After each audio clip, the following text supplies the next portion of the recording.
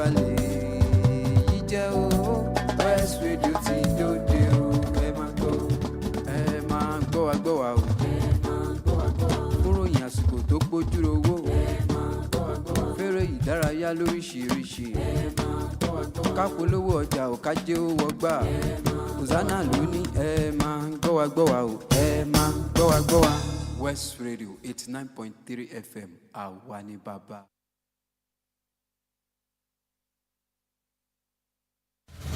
Nǹkan wo ni gbogbo ayé ń dà gìrìgìrì tí wọ́n ń pọn yìí? West Radio 89.3 FM kànga àgbẹ̀màgbẹ̀.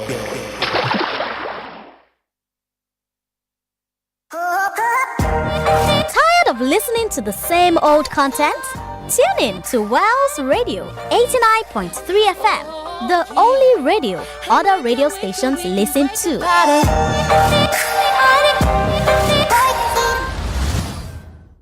The time is 2 p.m.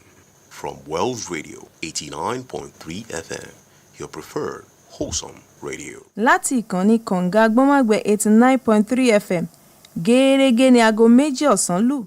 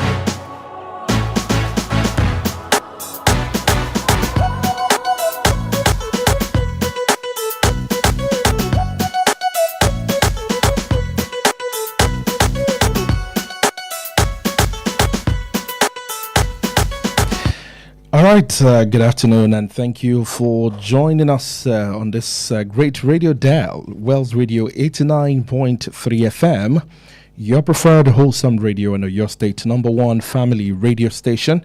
We're broadcasting live from Wells Broadcasting House along Alafi Avenue, Oluyole, Estate Ibadan, the capital of your state. This is Inside your State.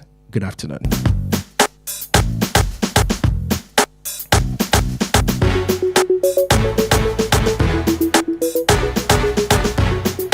Ní ìpínlẹ̀ Ọ̀yọ́, òun náà ni ètò lórí ìkànnì kànga àgbọ̀nmágbẹ̀ Wells Radio 89.3 FM, ìkànnì àkọ́kọ́ fún gbogbo mọ̀lẹ́bí ní ìpínlẹ̀ Ọ̀yọ́. Orúkọ tèmi ni Ayo Emmanuel-Ojo. Ẹ káàsán, ẹ káàbọ̀ sórí ètò ní ìpínlẹ̀ Ọ̀yọ́ lẹ́ẹ̀kan sí.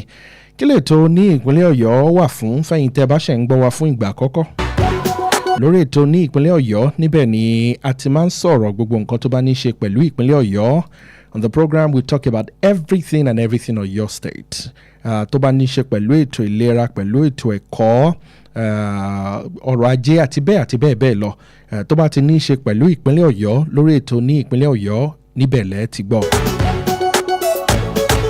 Bó ṣe ń lọ ní àdúgbò kankan ní ìpínlẹ̀ Ọ̀yọ́, how it is happening, across different local government, across the 33 local government areas in Oyo State, we talk about it right here. We get the stories for you, and then we bring it to the front burner for you, our very, very lovely and dear listener at home, to enjoy and, of course, learn one or two things. bẹ́ẹ̀ náà láti máa ń fún gbogbo olùgbé ìpínlẹ̀ Ọ̀yọ́ pátápátá láǹfààní láti lè sọ̀rọ̀ sókè nípa bó ṣe ń ṣẹlẹ̀ ní àdúgbò àti ní agbègbè wọn. Ìpínlẹ̀ Ọ̀yọ́ ó jẹ́ ìpínlẹ̀ tó tóbi dáadáa. We're blessed by size, by land mass, and all of that. We're really, really blessed. Most importantly, the capital of Oyo State, Ibadan, indeed is a blessed city. And so it is very important that on a family radio station, we have a program that connects every one of us. Ètò tó kó gbogbo wa jọ pọ̀ sí ojú kan náà láti lè ní àǹfààní láti lè dúpẹ́ lọ́wọ́ ìjọba ìyẹn tó bá ṣe èyí tó tọ́ fún wa ládùúgbò wa, láti lè sọ̀rọ̀ sókè náà ìyẹn láti pe àkíyèsí ìjọba ìpínlẹ̀ Ọ̀yọ́ sí iṣẹ́ àkànṣe tá a bá fẹ́ kàn ṣe ládùúgbò wa, àbáwọn nǹkan tó bá jẹ́ kùdìẹ̀kudiẹ ládùúgbò àti lágboolé kọ̀ọ̀kan. Ní gbogbo aago méjì ní ọjọ́ Monday báyìí, ìyẹn lọ́jọ́ Ajé, la máa mú ètò ní ìpínlẹ̀ Ọ̀yọ́ wá sí etí ìgbọ́ yín. Nítorí náà ẹ bá ń pe ẹnìkan tó mọ ẹnìkan tó gbúdọ̀ máa gbọ́ ètò ní ìpínlẹ̀ Ọ̀yọ́ báyìí tí mo ṣe ń sọ̀rọ̀ yìí, pé káwọn náà ò gbé rédíò wọn kan gbé súnmọ́ wọn, nítorí pé àsìkò ti tó láti gbọ́ ètò tọ̀sán tòní.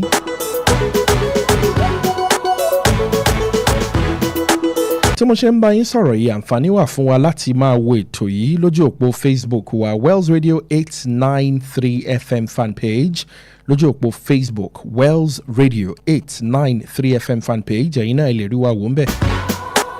Tàbí fún ẹ̀yin tẹ́ bá wà ní òkè òkun tàbí tẹ́ sí ní ìpínlẹ̀ Ọ̀yọ́, ẹ̀yin náà láǹfààní láti lè gbọ́ lórí ẹ̀rọ ayélujára na website www.wellsradio893.com. On Radio Garden, Wells Radio 89.3 FM àtàwọn radio directories míì tó wà lórí ẹ̀rọ alátagbà ìyẹn lórí internet ẹ lè rí wò ń bẹ̀. Ẹ ṣáà ti tẹ Wells Radio 89.3 FM síbẹ̀ gbogbo ẹ̀ pátápátá ni ó jáde fún yín láti lè gbọ́ ètò ní ìpínlẹ̀ Ọ̀yọ́.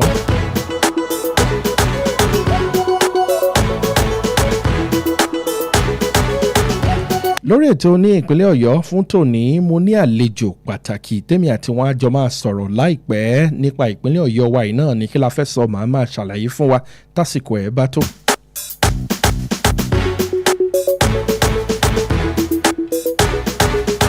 Ẹ jẹ́ máa fi àsìkò yìí láti máa fi kí ìpínlẹ̀ Ọ̀yọ́ to congratulate our state again for the Oyo State at 50 celebration. Ẹ má gbàgbé pé ọjọ́ kẹta nínú oṣù yìí, ìyẹn lọ́la gangan ní 50 yẹn gangan pé gan. A dúpẹ́ lọ́wọ́ Ọlọ́run fún àwọn ètò tó ti ń wáyé lọ́lọ́kan ọ̀jọ̀kan fún 50 year celebration ìpínlẹ̀ Ọ̀yọ́. Ṣẹ́yìn mọ 50 year celebration ìyẹn ṣe mọ́ lára ládùúgbò tiyín.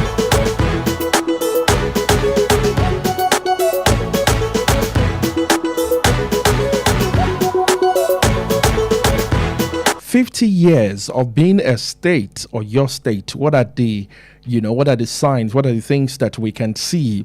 What are the things that, will connect us and all of that? We will talk about it on the show today.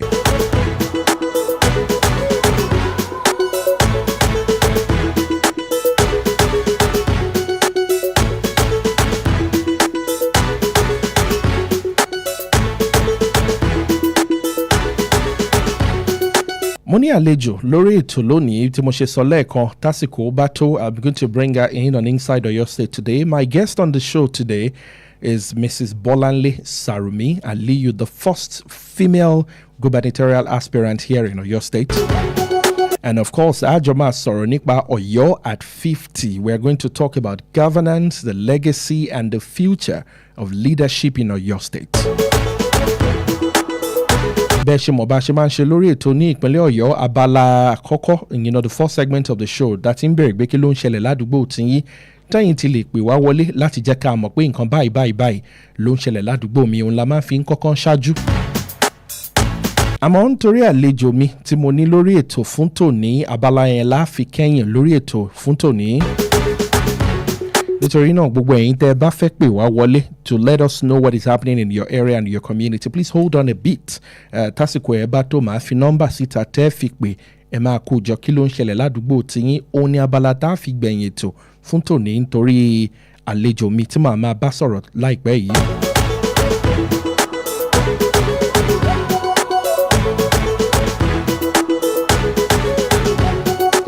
iṣẹ́ tèmi àti iṣẹ́ tiyín ni láti rí i pé ìpínlẹ̀ Ọ̀yọ́ ó dàgbàsókè ó dẹ̀ tẹ̀síwájú nínú àwọn ọ̀rọ̀ àti feedback tá a bá fún ìjọba àti àwọn ọ̀rọ̀ tó ń jáde ní ẹ̀ka kọ̀ọ̀kan báyìí ló ṣe ń lọ báyìí kọ́ ló ṣe ń lọ báyìí la ṣe lérò pé ó yẹ kó jẹ́ àti báyìí ló ṣe yẹ kó jẹ́ ara àwọn ètò ìjọba àwa ara wa náà, and it's one of the benefits and of course the design of democracy to ensure that we can give ourselves that feedback that we require. Ara ẹ̀ náà la máa ṣe lónìí pẹ̀lú àlejò mi tí mo ní máa gbé wọlé láìpẹ́ láì jìnnà. àmọ́ tí mo ṣe sọ lẹ́ẹ̀kan ojú òpó Facebook yẹn wà ń bẹ̀ o, ẹ̀yin náà ẹ lè fi kọ́mẹ́ǹtì yín ẹ lè fi sílẹ̀ ń bẹ̀ bóyá ẹ ní ìbéèrè kan tàbí mi ìtẹ́fẹ́ béèrè lọ́wọ́ àlejò mi tí àsìkò bá tó tásìkò bá tó máa fún yín láǹfààní yẹn, ṣùgbọ́n ẹ lọ sójú òpó Facebook wa ẹ lè fi kọ́mẹ́ǹtì yín ẹ lè fi sílẹ̀ ń bẹ̀.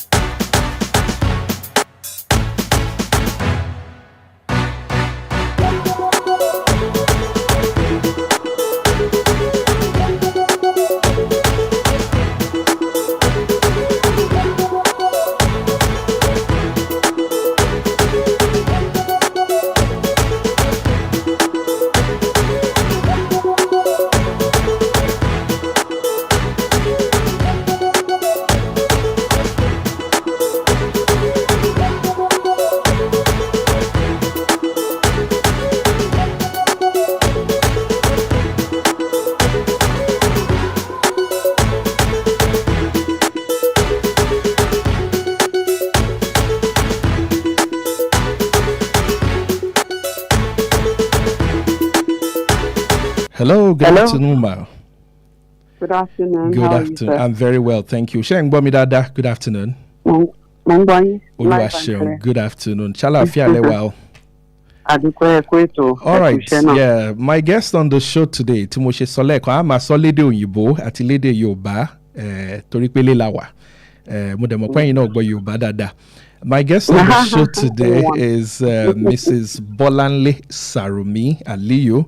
Olóṣèlú ni wọ́n, she's a politician. Àwọn dẹ̀ ni obìnrin àkọ́kọ́ ní ìpínlẹ̀ Ọ̀yọ́ tó kọ́kọ́ gbégbá pé àwọn náà di gómìnà ní ìpínlẹ̀ Ọ̀yọ́, the first female gubernatorial candidate here in Oyo State. Good afternoon, ma. Ẹ̀ka sọ ẹ bá ń kí àwọn ará ìpínlẹ̀ Ọ̀yọ́ àti gbogbo ìlú Ìbàdàn. Good afternoon. Mo kí gbogbo ara lé. I miss you all. Abuja ni business mi wà. However, I'm on visit regularly, so I miss Oyo State. Wow, that's great. Oyo at 50, ìpínlẹ̀ Ọ̀yọ́ ti pé 50 years.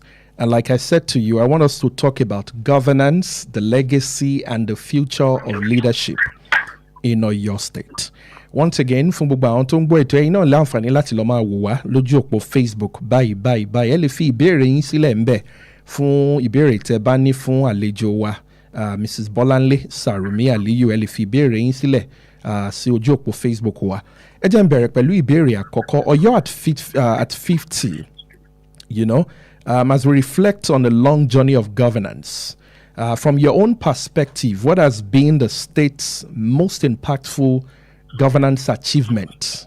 And if we look at opportunities that the state has also missed, what are some of the opportunities that lérò pé ìpínlẹ̀ Ọ̀yọ́ ti miss till the econ miss?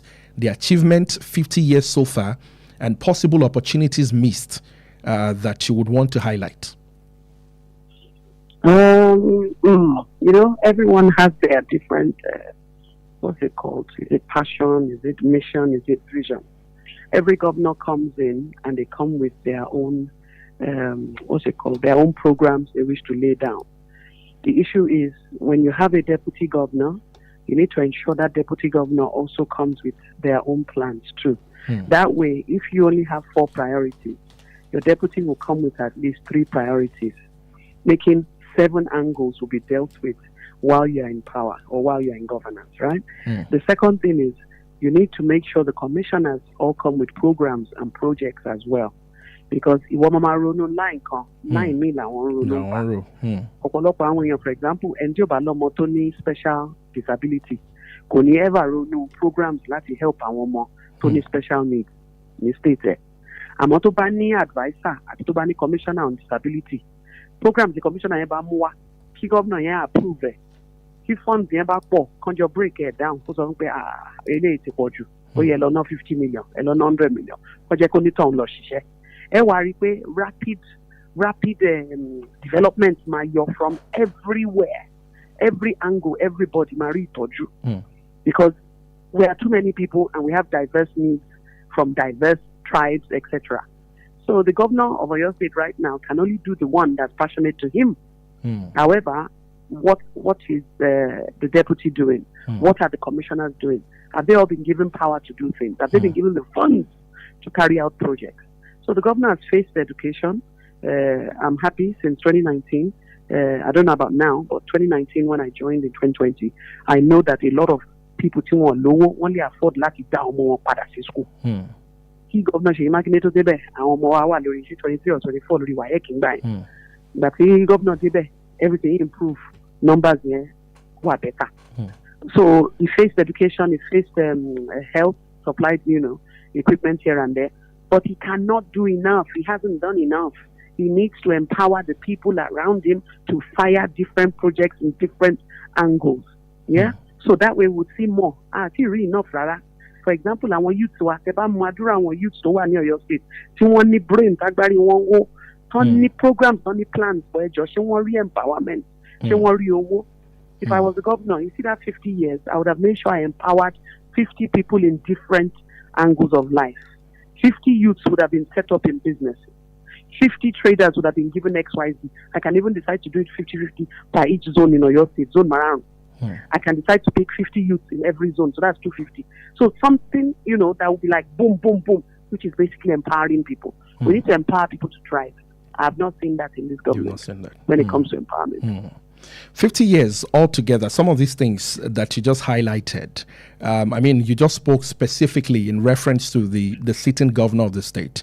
Can you say that Oyo, maybe at some point, had ticked some of these, sections in the past? They're touching, for example, education, some health. But the education, they still need to renovate a lot of schools. See our St. Louis Grammar School there in Ibadan, place is run down. All the schools the government took over, many of them are run down. They don't have good infrastructure. So they still need to pump more in there. That's why he has commissioners, because the governor can't see everything. But the issue is he must empower all those that he's appointed around him to be able to function, especially the local government chairman as well. What are they doing, local government per local government? Do they have the financial power to be able to do things? If I was the governor, I'll sit down with each local government chairman and tell him, Egbeda Sonda, how far? For the next 3 months or for the next 6 months. What shall I hear for me? One governor, I'm not 200 million. No,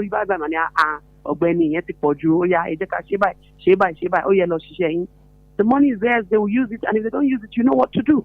Governor kan o le láíláí tọ́jú gbogbo ará Ọ̀yọ́ State. Ọ̀yọ́ State ti tóbi bàjẹ́. Tẹ́ bá lọ round ẹ máa wò pé ṣọ́yọ́ State la ṣe wà báyìí ni. So àìmọye àwọn èèyàn tó ń complain pé it's all about Ibadan development. Although Governor Seyi try, wọ́n take a lot of things to like Òkè Ògùn, and agri kini wọn yẹn, agriculture tó ń ṣe. Ìyẹn náà wọ́n ní láti localize there because level alákọ̀wé level ní agriculture and ìgbà lọ́yọ̀ State. Wọ́n ní láti jẹ́ káwọn regular people náà tap into it, kan understand it. Then kan equip wọn. Irú àwọn ọmọ atọ́kùn lọ Nasarawa ń jọ sí. Àìmọye wọn tí wọ́n ń bá mi sọ̀rọ̀ tí wọ́n sọ fún mi pé wọn ò rí owó fi ṣe nǹkan kan. Wọn ò rí nǹkan kan fi knowledge tán lọ gbà ní Nasarawa yẹn. Wọn ò rí fi ṣe anything. So a lot can be done if you empower everybody around you to be able to do stuff. That's my message to the governor, to empower those around him. Let me get your view. Let them do some projects. Let me get your view, Ma, on local government autonomy. The Supreme Court has spoken already, but we still see, feet dragging here and there, either from the presidency, the body language of some of the governors. Let me get your own thoughts on local government autonomy. You're at 50. Yes, we have 33 local government. and it's very painful that lórí ètò yìí, for instance, àwọn èèyàn pè mí wọ́n ní títì ìbàjẹ́ ládùúgbò tèmi, títì ìbàjẹ́ ń bí, lórí ètò a máa bẹ gómìnà tẹ̀dẹ̀ bá wo àwọn iṣẹ́ yẹn àdúgbò kọ̀ọ̀kan ló wà. Kí ni view yín lórí local government autonomy as we of course now move on to 50, we are celebrating 50, 51 and moving forward? Fẹ́ẹ̀rí agbára tó wà ní ìsìn ọwọ́ àwọn èèyàn tó wà. Àwọn èèyàn dẹ̀ tí ìjà sí ìjọ tó bá já sí normal development. Ní láti máa bẹ gómìnà láti ṣe títí àdúgbò yín. Ẹ lọ wá chairman yín bẹ̀. Nígbà tẹ́ bá fún chairman yín lọ́rùn bẹ́ẹ̀ sọ fún pé chairman ó yá development wà dàbí báyìí. I'm sure ó máa mọ̀nà ọ̀dọ̀ gómìnà lọ láti lọ make sure kó gba owó tí federal government fún wọn. For like I told you, when I'm the governor, I will make sure every chairman has their funds for themselves to do the projects for their people in their local government. Èyí tí ò bá ṣiṣẹ́, mo máa jẹ́ káwọn aráàlú mọ̀. Màá sọ fún aráàlú lórí rédíò, màá ní wọ́n ti send 300 million sí local government ọ̀nà àrà. Ó wà lọ́wọ́ chairman yín, ó ti fún mi ní gbogbo program tó fẹ́ ṣe. Tí ò bá ti ṣe, ẹ lọ mú nlé, ẹ lọ deal pẹ̀lú ẹ̀ nlé. Káwọn èèyàn bá mọ̀ pé wọ́n ní agbára yẹn, I'm sure àwọn èèyàn máa step up, everybody máa ṣe tó yẹ kán ṣe. Àmọ́ ọ̀pọ̀lọpọ̀ governors ló ń jókòó lé owó yẹn, wọn ò jẹ́ káwọn chairman yẹn lò. Ẹ máa ráwọn governors kan láwọn state kan, governor la lọ máa commission borehole ní local government, governor la lọ máa ṣí school local government, meanwhile chairman yẹn ló ní honour yẹn, òun ló ní finances yẹn, òun níjọba fún ní owó yẹn, òun ni wọ́n elect ní local government yẹn, òun ló yẹ kó máa ṣe kí nìyẹn kí governor dẹ̀ wà kó wá honour ẹ̀ ó tán. Kò ní kí governor take glory fún local government yẹn. But you know, it's not done like that. They're sitting on the power. The power needs to be given back to the chairman to be able to function. All right. As Oyo turn 50, what kind of leadership do you believe the state needs? Láti unlock gbogbo àwọn human and economic, potentials tó wà nílẹ̀. I mean, we've seen different kinds. 50 years, we've had military governors here. We've had different political parties here.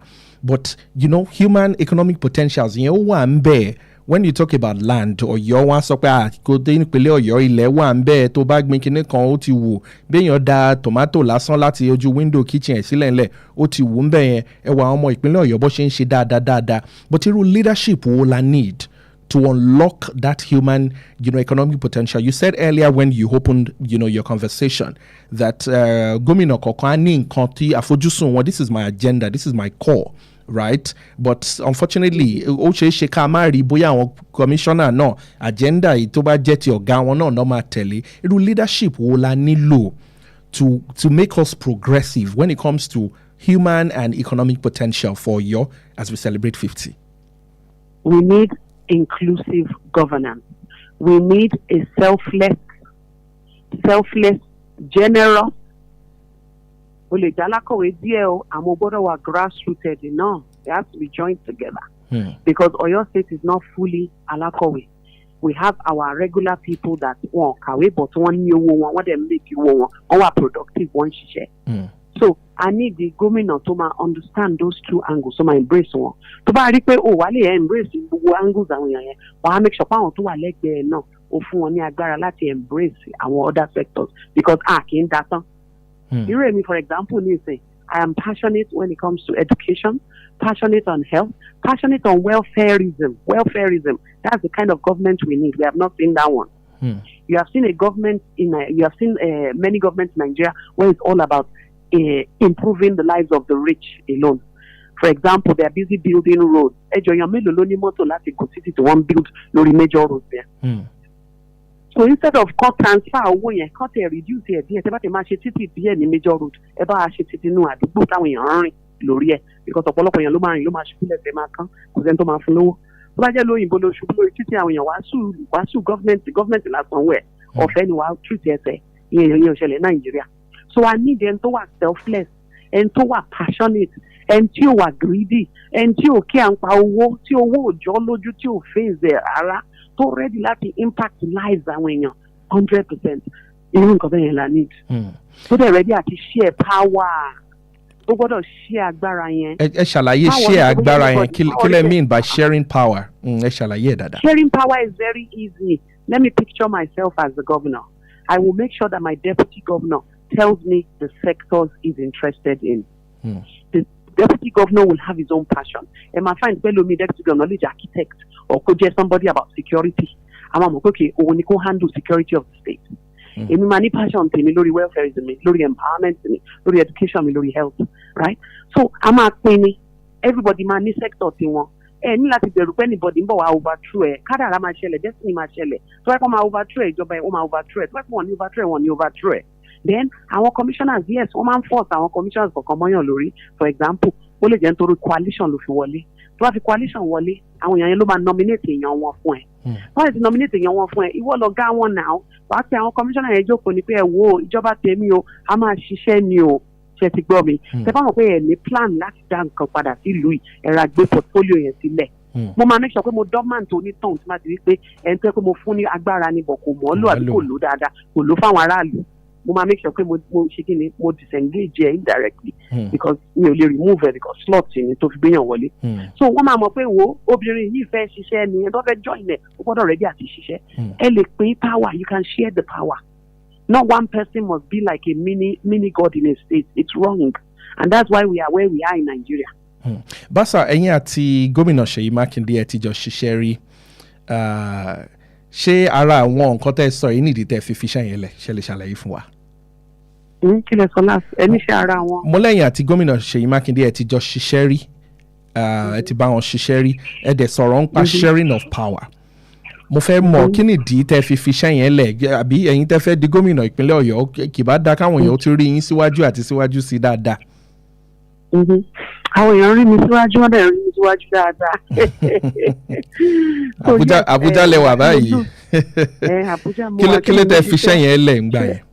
ṣé mi ò ní ṣiṣẹ́ right so mo join PDP ní 2019 gba mo lose governorship election mi immediately after because INEC ma di register ẹgbẹ́ wa ẹgbẹ́ NIP ni mo lò ń gbà yẹn and after like 1 year mo gba appointment lọ́wọ́ governor láti jẹ́ senior special adviser on diaspora matters on the promise that wọ́n máa ṣe kíni wọ́n máa support mi as obìnrin ní òṣèlú láti fún wa ní 35% tiwa or slot tiwa so that àwọn obìnrin náà a máa lè ní chance láti contest fún election and my own was rep wọ́n dẹ̀ promise mi ní ticket rep pé kí n máa báṣẹ́ mi lọ mo dẹ̀ bẹ̀rẹ̀ sí ń faṣẹ́ náà lọ at the end of the day wọ́n fulfil promise wọn which I guess is kadara and his destiny it was meant to happen like that when you can rewájú èèyàn mọ́ when I resigned I have to resign because INEC mandate wa ní pé tá bá fẹ́ contest fún election I gbọ́dọ̀ resign láti fi contest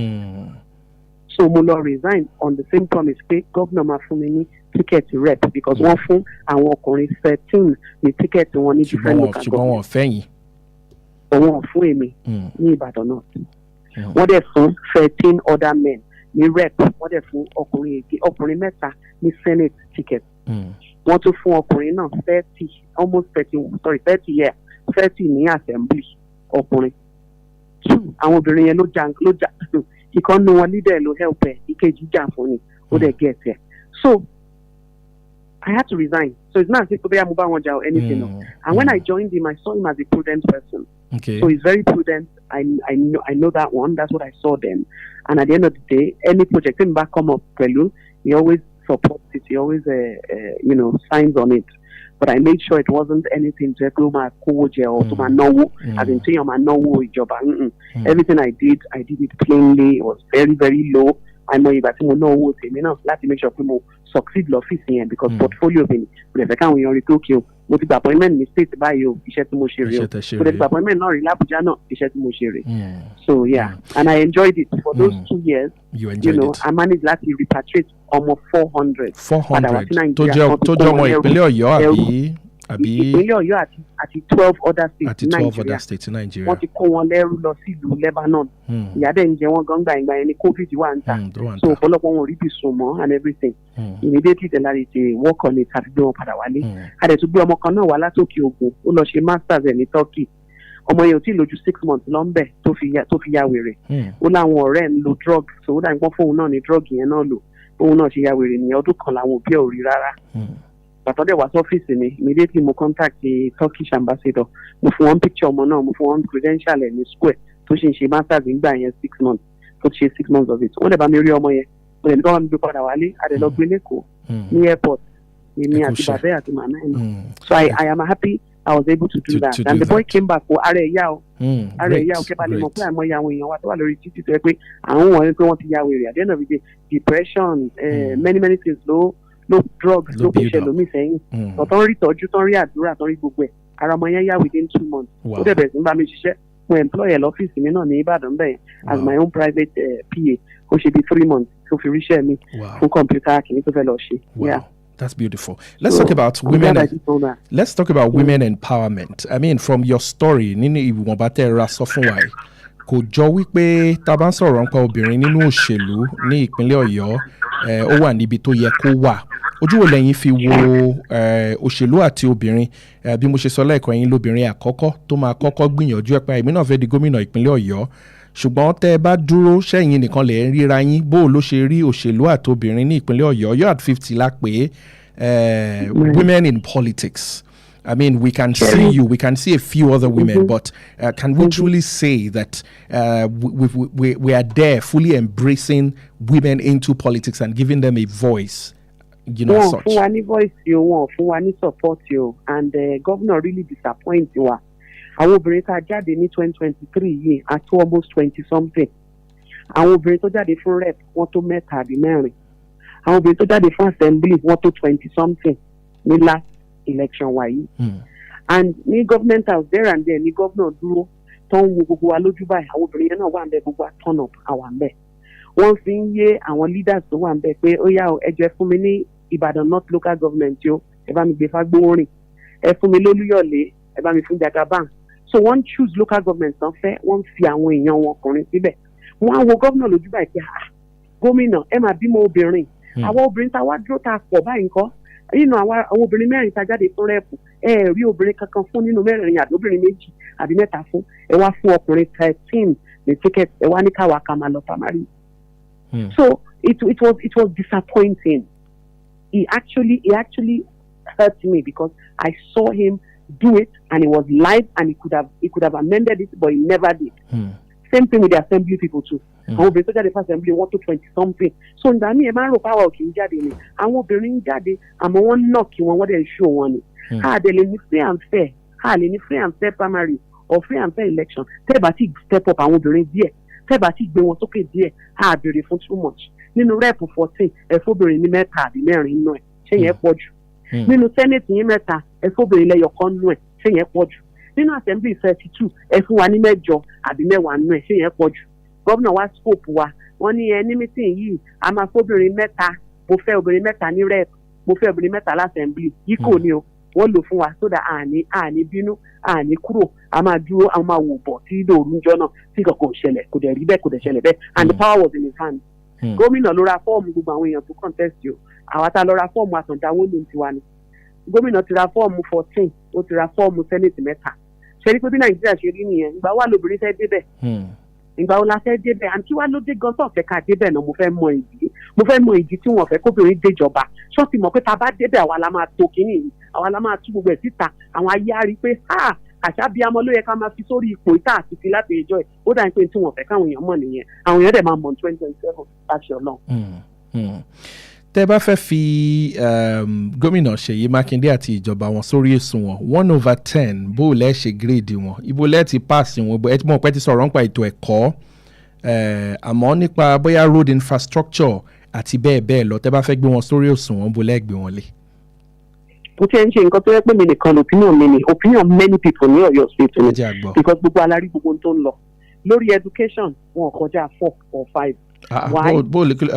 Education free.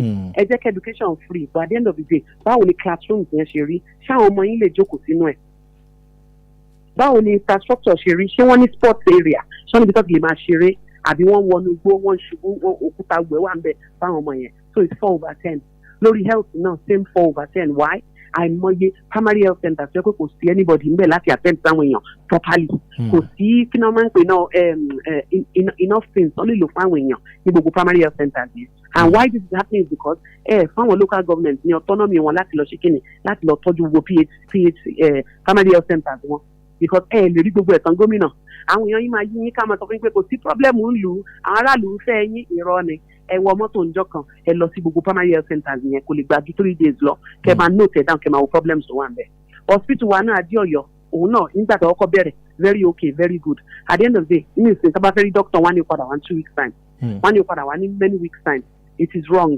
I need the doctor mbẹ bó jẹ́ doctor méjì bóyá mẹ́ta kan fi lówó oṣù permanently. So another one empowerment mi ò rí rárá but wọ́n empower àwọn èèyàn wọn nínú ẹgbẹ́ wọn nínú PDP and that's wrong. tó bá jẹ́ governor you are governor of every party member in the state you need to share the empowerment. tó bá dẹ̀ fi sí agbára àwọn èèyàn kọ̀ọ̀kan tó yí ẹ̀ka èèyàn wọn nìkan náà máa fi sínú ẹ̀ kò ní dé gbogbo ìlú so ìyẹn náà dé gbogbo ìlú o ìyẹn náà 4/10 àbí 3/10. Now èwo tún ni kí ló jẹ́ kù infrastructure yes Ọ̀yọ́ State ti fine díẹ̀ lásán ni waste management zero part yẹn mọ́ ẹrù bẹ́ẹ̀ bẹ̀rẹ̀ wọn kọ́kọ́ ń ṣe dáadáa àmọ́ tó ṣẹlẹ̀ again Ọ̀yọ́ State dọ̀tí gan. So èmi ò ń sugar coat mi dẹ̀ ń parọ́ tó bá ṣe wà ni mò ń sọ so kí gómìnà náà lọ wò fúnra wọn wá sọ kan ní rọ́bàṣà ó parọ́ mo ṣe dáadáa bíbá tẹ bá fẹ́ ṣe dáadáa ṣe ní gbogbo àwọn schools yẹn ẹ lọ bá wa renovate gbogbo pátápátá owó tẹ́lẹ̀ fi ṣe renovation government house ní ìjọsìn mo ní kẹ́ máa lò ẹ lọ lò kẹ́ bá tún gbogbo school wa ṣe lọ́yọ̀ sí àti gbogbo health centers wa náà káwọn èèyàn rántí ń kẹ́ tó kúrò táìmù sí wà táìmù sí ń bẹ ẹ sáré ṣe ogbẹ káwọn èèyàn rí. Báṣà ẹ ti darapọ̀ ẹ ti kúrò ní àbí ẹ ti darapọ̀ mọ́ ẹgbẹ́ ADC báyìí ẹ jẹ́ ń sọ̀rọ̀ bí bó ṣe ń sọ ń gbòòrò ṣé bẹ́ẹ̀ láyé wà báyìí. Kò sẹ́gbẹ́ kankan mọ́ ṣèbọn tí wọ́n ṣe ẹ̀yẹ́ ń jọ sí wọ́n ní ADC wa ò dé wọ́n láwọn owó ló wà ń dé ẹ̀yin náà ń bọ̀ ní ADC ẹ̀yin tí gómìnà Ṣèyí Mákindé ẹ̀yin náà ti ń lọ́bì wa ní ADC pé ẹ fẹ́ wọ ADC tó ṣò pé ẹgbẹ́ yìí ni ẹgbẹ́ tó máa lọ lọ́yọ̀ State báyìí and àwọn ará àdúgbò àwọn èèyàn ti gbà á ní gbogbo ìgboro because wọ́n ti rí pé APC irọ́ náà ni ẹgbẹ́ oppression ni wọ́n máa ń oppress èèyàn wọ́n dẹ̀ máa ń suppress èèyàn ni now PDP àwọn G5 ti bàjẹ́ fúnra wọn wọ́n fọwọ́ ara wọn bàjẹ́ náà ni PDP ti crumble and that's the reason gbogbo wa náà kúrò ní PDP ká fi lọ sí ADC and funny enough ọmọ padà wálé ní story tèmi ADC náà ni mo lò ní 2018 nígbà mo lọ rí bàbá Ọbásanjọ́ táwọn alágbára obìnrin tó mú mi lọ bá wọn pé dáàdi ó yá obìnrin ni candidate wa ẹjọ bá wa groom ẹ ràn lọ́wọ́ kó lo ADC lọ́yọ̀ọ́ bàbá Ọbásanjọ́ dẹ̀ ni I have no problem with a woman becoming a governor just go and work let people know that ADC is for women and youth àdẹ̀bẹ̀rẹ̀ sí promote ẹ̀ náà gbà so ADC nàrà àlùfẹ́ ADC la máa lò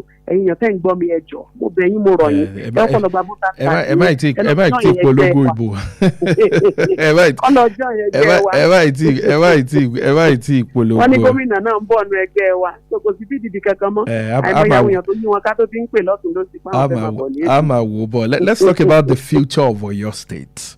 Àwọn nǹkan tẹ́ ẹ ti sọ kalẹ̀ yìí àwọn nǹkan tó wà critical ní ìwòye tiyín and these are very critical stuff. 50 years láwa yìí ó ṣe ní láàánú pé a ṣe ń gbọ́ feedback pé ìpínlẹ̀ Ọ̀yọ́ dọ̀tí ẹ̀yìn tí ẹ̀ score ẹ̀ lódò lóòótọ́ tá a bá dé gbòòrò lórí ètò iná àwọn èèyàn á pè wọlé wọ́n á sì sọ pé ládùúgbò tiwa kinní kan wà ń bẹ àwa náà ń jáde adẹ̀ ń rí pé àwọn àdúgbò kankan ṣì ń dọ̀tí àmọ́ future of Oyo State kí lẹ fẹ́ nígbà tí ìpínlẹ̀ Ọ̀yọ́ á bá máa fi pé bí 55 àbí 60 bóyá ẹ̀yin ti di gómìnà àbí bóyá ẹ̀ tí ì di gómìnà kí ni àwọn nǹkan tẹ́ ẹ fẹ́ rí tó jẹ́ pé tá a bá tún jókòó pé bí a tún sọrú ọ̀rọ̀ báyìí pé Ọ̀yọ́ at 60 nígbà yẹn o ká má tún máa tún àwọn nǹkan tá a ti sọ sẹ́yìn kí ni àwọn nǹkan tẹ́ ẹ fẹ́ rí for the future of Oyo State. kò sí ní tó lé ń bẹ̀ basic amenities number 1 tó gbọ́dọ̀ fún everybody tó bá jẹ́ citizen or resident or indigene lọ́yọ̀ State ẹ fún wa ní education to sound all the way sound in ìwé o tán fẹ́ lò sound in classroom wọn tó máa ní board tó máa ní gbogbo ẹ̀ mo are passionate about education because education is me I'm a director of a British school l'Abuja mo ní báyìí sọ̀rọ̀ ní school ni mo wà tó ti yẹn so I need the education pé àwọn ọmọ yín náà lè jókòó sínú class yẹn pẹ̀lú wọn nígbà mo gbé ń bàdàn àwọn ọmọ mi lọ school wọn lọ Valencia so mo fẹ́ kán lọ sí government school bẹ́ẹ̀ mi náà ṣe lọ sí government school St. Louis grammar school ni mo lọ Mọ́kọ́lá àmọ́ kò rí bẹ́ẹ̀ mọ́ gbogbo schools yẹn ò dàbí school nígbà táwa náà ń lọ school so education wa mo fẹ́ kó wà so beautiful fẹ́ pé kí náà ọmọ yẹn máa dùn tó bá ṣe ń learn kó rí wọn máa wú kán fẹ́ pẹ́ nínú classroom yẹn pé ẹ jẹ́ kí n learn kí n dáadáa kò ṣe fọ́ fẹ́ sá kúrò nínú classroom náà health care wa náà every hospital lọ́yọ̀ State ẹ jọ̀ọ́ ẹ treat àwọn èèyàn ní emergency ẹ mọ̀ béèrè káàdì kankan lọ́wọ́ wọn ẹ kọ́kọ́ treat wọn náà ẹ send díìlì sí mi tán bá sanwó màá san kò yẹ kẹ́nibọ́dì kú nítorí pé kò ní 20k torí kò ní 30k then àwọn youth wa tó máa ṣe ń ṣe tán school èwo ló fẹ́ lọ ṣiṣẹ́ èwo ló fẹ́ bẹ̀rẹ̀ business ẹ jẹ́ àgbọ̀ business plans wọn ẹ jẹ́ àsupport wọn ọ̀pọ̀lọpọ̀ èèyàn wọn ní ju 20k 100k lọ láti fi set up something small wọ́n dẹ̀ ti bẹ̀rẹ̀ nìyẹn wọ́n dẹ̀ máa grow ara wọn lọ So simple things bẹ́ẹ̀ yẹn kàn jọ̀kan ṣe fún wa. Àwọn àgbẹ̀ wa náà kàn support wọn. Àwọn silos yẹn dà mí ò rí wọn. Ọ̀pọ̀lọpọ̀ àgbẹ̀ tẹ́ kó ti rokoroko kò rí bí kó sí overnight. Crops ẹ̀ ti bàjẹ́, owó ti waste, ó ti lọ. And àìmọ̀ èèyàn tó tún sleep tó wà homeless. Why should anybody be homeless? Tí ilẹ̀ yapa lọ́yọ̀ọ́ sí. Mo fẹ́ mọ̀ why. Tó ẹ pẹ́ máa kọ́ mat housing fún wọn, basic housing fún wọn, kò ní láti ní fancy POP, kò ní láti ní tiles tó fine jù, ẹ fún wọn ní vinyl tiles nílẹ̀, ẹ ṣe kíní plastic ceiling tó máa ń ṣe, ẹ ṣáà fáwọn èèyàn ní basic housing, kẹ́tù ṣe average housing náà fáwọn tó ń ṣiṣẹ́ tán lówó tán lè máa sánà díẹ̀díẹ̀, káwọn ẹlòmíì ní ilé kan ní a roof over their head. Kò ní ìdíkẹ́ anybody máa rìn lórí títì tó ti yà wèrè, ẹ wá mental homes fún wọn, ẹ wá àbítẹ́ tí mama take care of them. Ìṣá ló bá dé one building here ẹ lè lójú 5 buildings lọ gbogbo Ọ̀yọ́ state ẹ máa kó wọn sí ẹ máa ambulance a máa lọ kiri. Ọ̀pọ̀lọpọ̀ wọn they can get better and they will get better if they get the care they need. So there's a lot of things that need to be done. I study social work and welfare. So mo mọ̀ bọ́ ṣe ń to ìlú. Bọ̀ wá kù sọ́wọ́ àwọn èèyàn lọ́wọ́ ṣẹ́rí gbogbo nǹkan tá à ń ṣe nílé ayé táwọn èèyàn bá tí ready kò sí nǹkan tó máa change o. Àwọn alágbádá tó yọkùn náà máa tún gbówó wá, wọ́n á fowó ra ìbò, wọ́n á dẹ̀ tún gbéra wọn wọlé. At the end of the day ìyá tún máa jẹ àwọn èèyàn náà ni. So mo ti wàásù màá dẹ̀ tún continue àti máa preach lọ pé ẹ jẹ́ ká tẹ̀lé right person tó ready àti fún yín ní. Mo ní ìbéèrè méjì ń bí fún yín, ìkan wà lórí Facebook, ìkan wà lórí WhatsApp. Torí WhatsApp yẹn sọ pé olóṣèlú náà lẹ́yìn náà bá sà, ẹnu olóṣèlú dẹ̀ ń dùn, wọ́n ní bẹ́ẹ̀ ni yín náà ṣe ń dùn bí olóṣèlú, kí ni àwọn nǹkan tẹ̀yìn á ṣe tó yàtọ̀ táwọn olóṣèlú yìí ò tí ì sọ ẹ̀ ń gbọ́. So ìyàtọ̀ ni wípé obìnrin ò tí ì ṣe gọ́vnà yẹn rí, so àwọn ọkùnrin tán ti tàn yín tán débẹ̀ tí wọ́n ṣe kí ni tí wọ́n ṣe tó yẹ kán ṣe fún yín, ẹ má dìbò fún wọn mọ́, ẹ jẹ́ kóbìnrin ṣe é wò kẹwàá wò bóyá ẹnu mi kàn dùn lásán ni àbí mo mí ilẹ̀. I'm a nation builder, àwa máa ń to ìlú ni, èmi ò ṣe typical olóṣèlú, èmi mo wá to ìlú ni, I'm a nation builder. Ó fún mi ní joy láti máa rí fáwọn èèyàn ṣe dáadáa lára òǹdè mi. Mi ò ṣerú leader tó yẹ pé mo fẹ́ káwọn èèyàn máa dọ̀bálẹ̀ kan máa kí mi, mo fẹ́ leader tó yẹ pé màá lè máa sọ pé Ṣẹ́gun níbo ni local government ẹ ẹgbẹ́ dàbí àóyáóyá mò ń bọ̀ ń bẹ́ ní next week mo fẹ́ rárá àwọn èèyàn bẹ́ẹ̀ kẹ́ni náà ní báṣà mo ti ṣètò mo ti ṣe gbogbo nǹkan tẹ́ ní ẹ má ná £1 ní local government ni ìwúrí mi nìyẹn. báṣà ṣé ọ̀rọ̀ yín yìí ṣé kò ń ṣe ìtẹ́yà àwọn àgbàlagbà ń pè ní ẹnu dùn rò fọ́. láíláí it is my dream, it is my vision, and I've been on it since 2018 and it's not going to die because I have plans for the people. And àwọn èèyàn tó yí mi ká náà they see that's what I do. Ìwúrí mi ní pé káwọn èèyàn máa ṣe dáadáa, inú mi máa ń bàjẹ́ káwọn èèyàn máa ń tọrọ owó lọ́wọ́ mi, tó máa ń tọrọ 5k 3k, àmọ́ èèyàn tó máa chat ní pé bá ṣàjọ mi ò ní oúnjẹ ńlé báyìí lọ́wọ́lọ́wọ́, màá ní àlọ́ bọ́ọ̀rẹ́ mi tó ń ta foodstuff fún Ìbàdàn gbogbo oúnjẹ lọ́wọ́ ẹ̀. So mi ò like nǹkan bẹ́ẹ̀ yẹn, ó ń dùn mí gan-an ni wípé why at the stage by and ìdí tá stage by ni pé ata vote wa a lọ dìbò fáwọn tó gbówó wá, ẹni tó ń wàásù bí èmi yìí a wò pé irọ́ ló ń padà rí kò sí tó fẹ́ ṣe, àmọ́ àwọn tó fowó rà wá níjọ́ náà a gba owó yẹn lọ́wọ́ wọn, ìyà jẹ wá at the end of the day.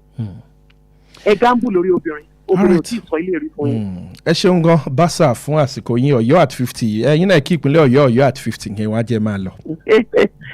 Ọ̀yọ́ state indigenes congratulations, a kú oríire pa àṣìwà láyé padà sí manage àdẹ̀sí ń ṣe dáadáa, àmọ́ agbára wà lọ́wọ́ wa, ẹ jẹ́ ká lọ gba voters card wa, ẹ jẹ́ ká ṣe normal thing right thing ní 2027.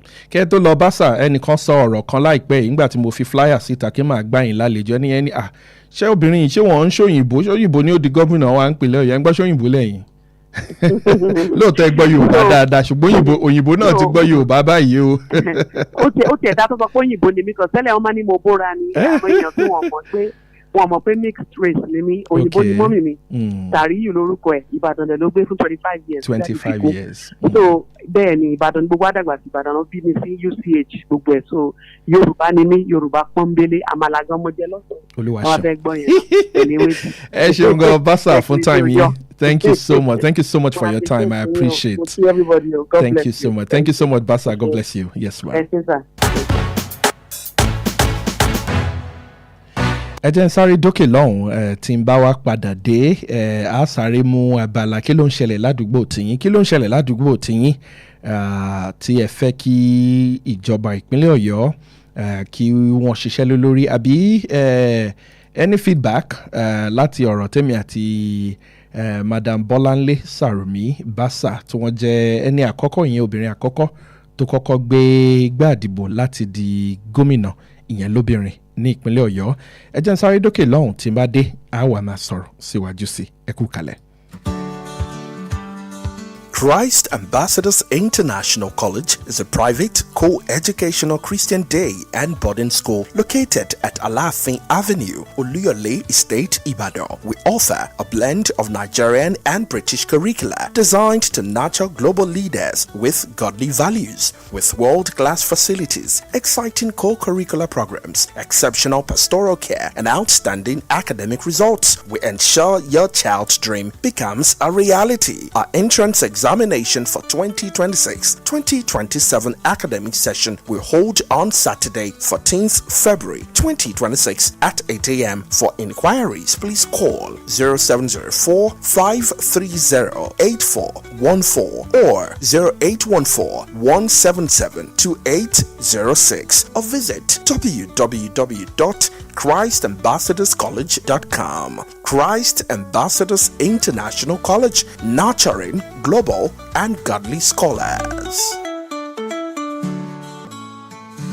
How long will it take you to confirm payment? I have been waiting for the past 1 hour. I'm so sorry. Our network is slow. I will just run out of data. Same excuse yesterday. It is unacceptable, please. You better switch to One Data Internet Service. One Data? Yes, One Data. One Data is an internet service provider with the best alternative and solution for unlimited speed. One Data provides fast and reliable internet service to organizations, homes, and places of interest in Nigeria. With One Data, you get to enjoy the premium internet service with dedicated unlimited internet speed at all times, 24/7 fantastic customer service and support, and you enjoy a 1-month free subscription when you make payment. Now is the time to say goodbye to downtimes. Sign up with One Data today on 0811 223 2671 or visit www.onedata.ng for more inquiries. One Data, unlimited speed. Ìgbìmọ̀ tó ń ṣàbójútó ètò ìnáwó àti àlàálẹ̀ rẹ̀ FSRCC àti àjọṣepọ̀ pẹ̀lú àjọ tó ń ṣàkóso ìgbóhùnsáfẹ́fẹ́ NBC ń lo àǹfààní yìí láti pe àkíyèsí aráàlú sí ìkọminú wọn nípa ìtànkálẹ̀ àwọn tó ń ṣòwò ìyánilówó lọ́nà àìbófinmu IFOs èyí tó ń ṣàkóbá fún ìnígbẹ́kẹ̀lé àti ìdúróṣinṣin ẹ̀ka tó ń ṣàkóso ètò owó níná nílẹ̀ yìí. Àwa ń fèyí gbà yín nímọ̀ràn pé kẹ́ ẹ yẹra fún ìbáṣepọ̀ pẹ̀lú èyíkéyìí nínú àwọn ayédèrú ayánilówó yìí. Ẹ ṣe ìwádìí ipò tí ìwé ìforúkọsílẹ̀ irú ilé iṣẹ́ bẹ́ẹ̀ wà lórí àwọn alátagbà yìí. www.cbn.gov.ng, www.nacom.gov.ng, www.pencom.gov.ng, www.sec.gov.ng, www.fsrcc.gov.ng. Ẹ pè CBN sórí 0817-665-7060. SEC sórí 0209-462-1168 àti 0916-772-3240. Olùkéde FSRCC. Ẹ filẹ̀, ẹ má yí kúrò. Wells Radio 89.3 FM níbẹ̀ gangan lẹ wà.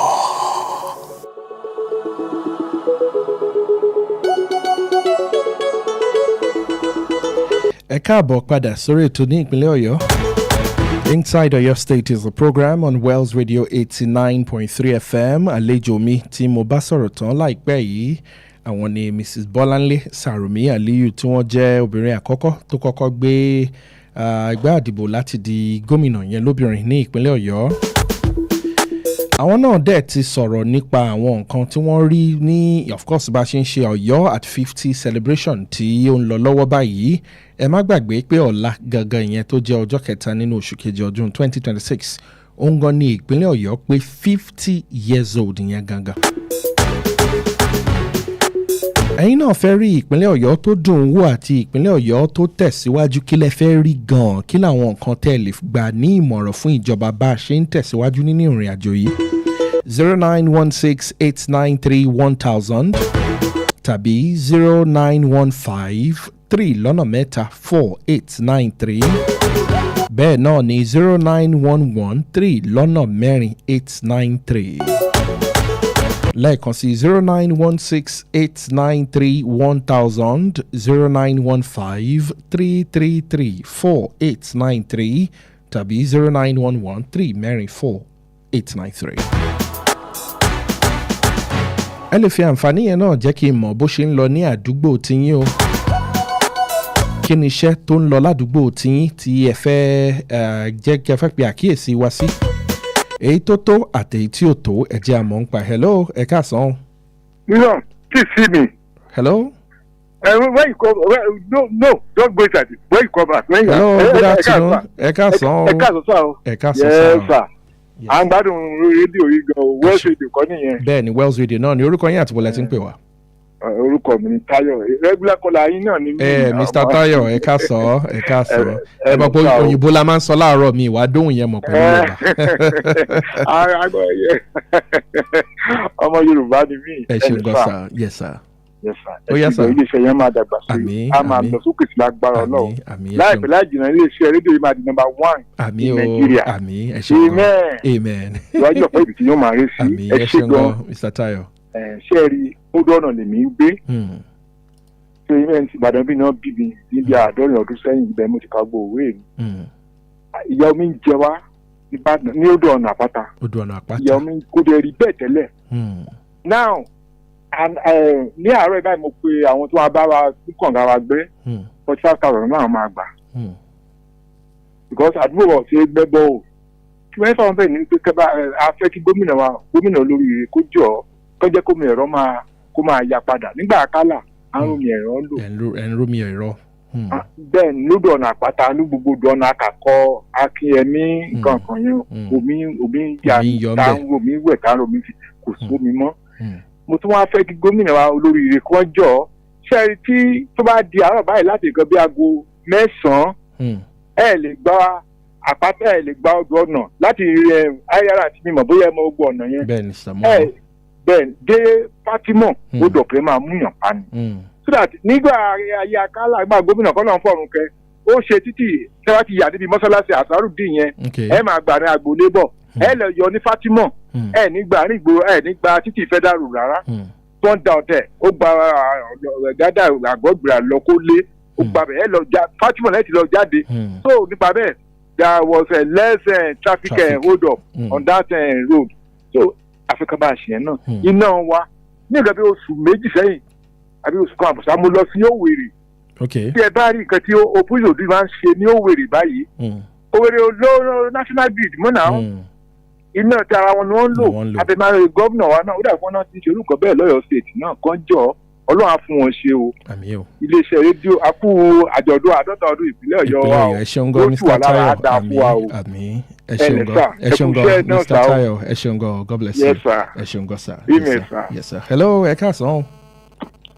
Hello ẹ ṣeun gan sir orúkọ yín sir àti bọ̀lẹ̀ tí ń pè wá. àwọn ọmọ láti àdètòkò ológun ẹrú Ìbàdàn. láti ológun ẹrú ẹ káàsán sir. mo kí ní ẹ̀gbọ́n ẹ̀ níbàjẹ́. àmì ò àtẹ̀yìn náà. ìṣàdé nǹkan tó nìkan fẹ́ sọ nípa ti ọ̀rọ̀ iná ni tíjọba bá rà nọ́ọ̀sì kan ìjọba gan mi ṣe àkíyèsí sí ìṣàkẹ́kọ̀ọ́ rà nọ́ọ̀sì. bí ìdìbò rà nọ́ọ̀sì pé wọ́n ní pé àwọn kọ́nà gbé kíní ìpè fún wa sí báwọn nẹ́pà wọn ṣe. àwọn nẹ́pà yẹn dẹ̀ ni bí ẹ̀ bá ń bí wọ́n ní sí ìjọba ló fọ́ràn lówó. ìjọba dẹ̀ ni wọ́n wà náà sí ìjọba fẹ́ gbọ́ ni àbí táwọn nẹ́pà àbí gòdè ẹ̀dín wa kan jọ tí ìjọba bá wa fìdí sí kíní yẹn tábàdé ilé ìjọba létí kan bá wa fìdí sí kan jọ ẹ̀kọ́. ẹ ṣeun gan sà ẹ ṣeun gan pẹ̀lú ọ̀rọ̀ tiná yẹn wọ́n ń fà á láti ọ́fíìsì mínísítà wọ́n ní ọ̀fẹ́ ní mítà láti ọ̀dọ̀ àwọn disco àwọn yẹn sọ pé kò sí ohun tó jọ bẹ́ẹ̀ ìyẹn sì ń lọ bẹ́ẹ̀ láàrin yẹn Ọlọ́run á ràn wá lọ́wọ́ tí Mr. Tayo nípa ti ọ̀rọ̀ omi màá kọ̀wé ránṣẹ́ sí ministry yẹn water corporation láti rí i pé àgbà wọn lálejò kan ṣàlàyé torí mo mọ̀ pé water corporation ó sì wà àbí níbo làwọn omi yẹn ń lọ ó ṣe pàtàkì láti béèrè lóòótọ́ àwọn àdúgbò kan wà bẹ́ẹ̀ níbàdàn yìí tó yẹ pé àti gbẹ́bọ̀ wà nira mọ́ mọ́ mi yẹn mọ̀ bóyá àdúgbò òkè ìtùnú ní agbègbè mọ́kànlá àwọn náà ní irú àwọn ìpèníjà yẹn tí mo mọ̀ ń pa ẹ̀ nígbà kan mi mọ̀ bóyá ó sì rí bẹ́ẹ̀ láwọn àdúgbò yẹn Ọlọ́run á ràn wá lọ́wọ́ tọrọ náà yẹn gbogbo wa náà ni àní dákẹ́ a máa sọ títí tí a fi rí èsì tá a máa gbà ń bẹ̀ ẹ ṣeun gan Mr. Tayo tẹ pé wá hello ẹ káàsán. hello ẹ̀dá wa. ẹ káàsán sáà. ẹ mọ̀ kó fẹ́ èyí náà mo wálẹ̀. ibẹ̀ ni mo ti gbóhùn yín yẹn yes sir. sẹ́rí nípa tọ̀wọ́ mi yẹn náà pé omi yẹn tí mi ò lè kó omi yẹn ti jẹ́ òtún ní ìsáwátàwà lẹ́gbẹ̀ẹ́ dáàmù lẹ́lẹ́lẹ́ bí bàgàn àgbò omi. ìyẹn tó pẹ́yìn tẹ wà lẹ́lẹ́yẹlé gan ẹ̀ gbúrò omi rárá. àgbò omi lẹ́yìn àwọn táǹkì lẹ́yìn àwọn táǹkà ládọ́gbà ń gbé omi ọ̀dọ́ náà dẹ̀ sí àwọn táǹkà èdè yẹn máa ń ta ni. omi kó supply gbogbo àdúgbò àwọn tá a bí súnmọ́ àdúgbò rẹ̀ ká dé mẹ́ta dàbà ní àárín ìrẹsẹ̀. ṣé páìpù délé ti yín àbí òde bẹ̀? páìpù dèrè pé omi. ọ̀dà. ẹ̀rọ ògùn ní bàjẹ́ jẹ́ rẹ̀. àmì ẹ ṣeun gan sá ẹ ṣeun gan. lórí ètò ní ìpínlẹ̀ ọ̀yọ́ òun náà la ṣe wà ọjọ́ ti lọ jẹ́ kí èmi náà wá máa lọlé ọ̀yọ́ at 50 òun náà ni a ṣe ń ṣe lọ́wọ́ ìyẹn ọ̀la ni àṣekágbá ti ọ̀yọ́ at 50 tó máa wá pẹ̀lú award presentation àti bẹ́ẹ̀ bẹ́ẹ̀ lọ ìyẹn máa wáyé ní ọ̀yọ́ state banquet hall ní government house ní agodi lọ́la gómìnà ṣèyí mákindé náà wà ń bẹ̀ ẹni táwọn bá fìwé pè kó mọ̀ yọjú o ó ti di dandan táwọn bá ti fìwé pè yín ẹ̀ máa yọjú síbẹ̀ o ẹ ṣeun gan ìpínlẹ̀ ọ̀yọ́ àti ẹ̀ tún darapọ̀ mọ́ mi lórí ètò fún ti tòní tó bá tún di lọ́sẹ̀ tó ń bọ̀ èmi àti yín àtúpàdé tolómídé water corporation máa ṣiṣẹ́ lórí ẹ̀ láti rí i pé a gbà wọ́n lálejò àwọn jíngù yẹn náà jáde síta tíṣà yẹn bá ti click ẹ gbàdúrà fún wa kí ká kọ̀wé sí wọn kán dẹ̀ dá wa lóhùn lọ́wọ́ kan ní ìpínlẹ̀ ọ̀yọ́ tiyín náà ni nǹkan tẹ́ ẹ bá ti fẹ́ tiwa ni láti pè wọ́n láti gbé wọn wá àwọn alága ìjọba ìbílẹ̀ kọ̀ọ̀kan wọ́n sì ń avoid àwọn calls wa o ṣùgbọ́n àní dákẹ́ àní dúró títí tá a fi rí èsì sí gbogbo ìbéèrè tó wà lọ́kàn gbogbo wa ìpínlẹ̀ ọ̀yọ́ ò ní dàrú ìlú ìbàdàn ò ní bàjẹ́ Wells Radio 89.3 FM tiyín ni òkè báyìí náà ni ó dẹ̀ máa lọ ẹ má gbàgbé fún ìpolówó ọjà ẹgbàá gbébọ̀ ní ìkànnì kànga gbọ́màgbẹ̀ Wells Radio 89.3 FM tàbí kẹ́ ẹ pé 07068407359 07068407359 ẹ ṣeun gan tẹ́ ẹ gbọ́ ètò tòní èmi àti yín á tún pàdé lọ́sẹ̀ tó ń bọ̀ ó dàbọ̀.